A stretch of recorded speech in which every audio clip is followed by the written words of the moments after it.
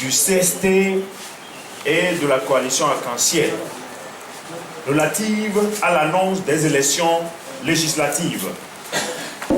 Déclaration liminaire.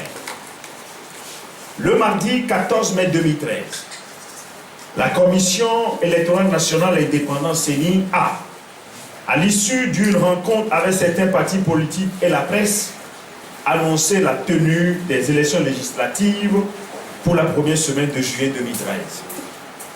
Cette annonce de la CENI n'est rien d'autre qu'une provocation de plus de la coalition gouvernementale RPT Uni UFC, eu égard aux appels répétés tant au plan national qu'international pour un dialogue politique structuré, franc et sincère, aboutissant aux réformes politiques et à celles du cadre électoral avant la tenue des prochaines élections. Le Collectif sur le Togo et la coalition Arc-en-Ciel dénoncent avec vigueur cette tentative de passage en force et tiennent à faire la mise au point suivante.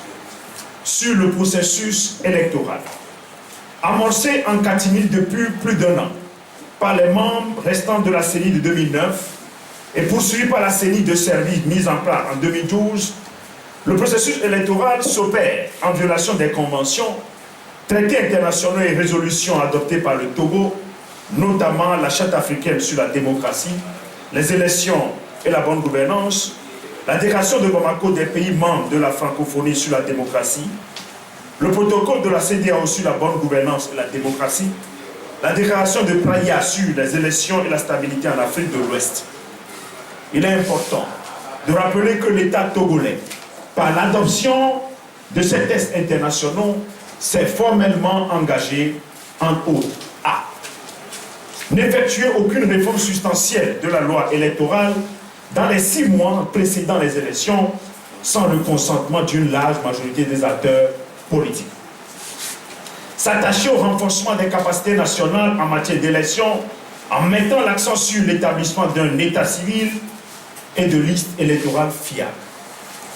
S'assurer que l'organisation des élections s'effectue dans une transparence totale et relève de la compétence d'organes crédibles dont l'indépendance est reconnue par tous. Obtenir un consensus national dans l'élaboration et l'adoption des lois et normes électorales, du fichier électoral, des structures de gestion des élections, ainsi que des autres mécanismes et structures. Promouvoir la transparence et le consensus tout au long du processus électoral, avant, pendant et après le jour du vote. Force est de constater que la coalition gouvernementale RPT Uni EFC bafoue les principes fondamentaux qui sous-tendent l'organisation d'élections transparentes dont elle se prévaut. Sur le recensement électoral, le Collectif sur le Togo et la coalition Arc-en-Ciel tiennent à préciser que leur appel conjoint lancé aux populations à se faire recenser ne relève nullement d'une volonté à participer à des élections sans les réformes nécessaires garantissant la transparence et l'équité du scrutin. Au regard des irrégularités qui ont émaillé le recensement électoral qui vient de s'achever, notamment l'inscription massive de moins de 18 ans et d'étrangers, les inscriptions multiples, etc., le Collectif sur le Togo et la coalition Arc-en-Ciel considèrent que le fichier électoral actuel n'offre pas toutes les garanties de fiabilité et exige, avant l'organisation des prochaines élections, un audit du fichier issu du recensement électoral et un consensus de toute la classe politique sur les réformes. À cet effet, un dossier technique sur le suivi du recensement sera rendu public dans les tout prochains jours. Sur le projet de découpage électoral, de sources informées, un avant-projet de découpage électoral est élaboré par la coalition gouvernementale RPT Uni UFC sur la base de 91 députés à l'Assemblée nationale, combinant les critères de démographie et de superficie, suivant une pondération respective de 75% et de 25%. L'analyse de la répartition des sièges de l'avant-projet de décret révèle non seulement une non-application de ces critères unilatéralement retenus, mais aussi une accentuation des déséquilibres existants. Par ailleurs, le critère de superficie est une aberration patente, violant ainsi la constitution togolaise qui proclame et garantit l'égalité des électeurs et de leur voix. En son article 5, le suffrage est universel, égal et secret.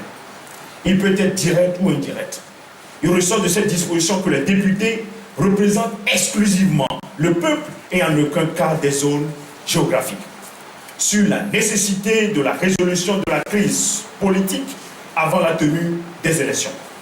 La non-application du reliquat de l'accord politique global en ce qui concerne les réformes constitutionnelles et institutionnelles, la mise en œuvre consensuelle des recommandations de mission d'observation électorale, la fin du mandat des députés depuis le 11 novembre 2012, d'une part, et l'évolution du Fonds social, les événements survenus à Dapan, Niamtougou, Badjou et Kanté, les dérives politico-judiciaires dans l'affaire des incendies des grands marchés de Kara et de Lomé, entraînant la mort en détention d'un inculpé, d'autre part, appelle la coalition gouvernementale à prendre conscience du danger qu'elle fait courir à tout le peuple togolais en voulant organiser unilatéralement ces élections.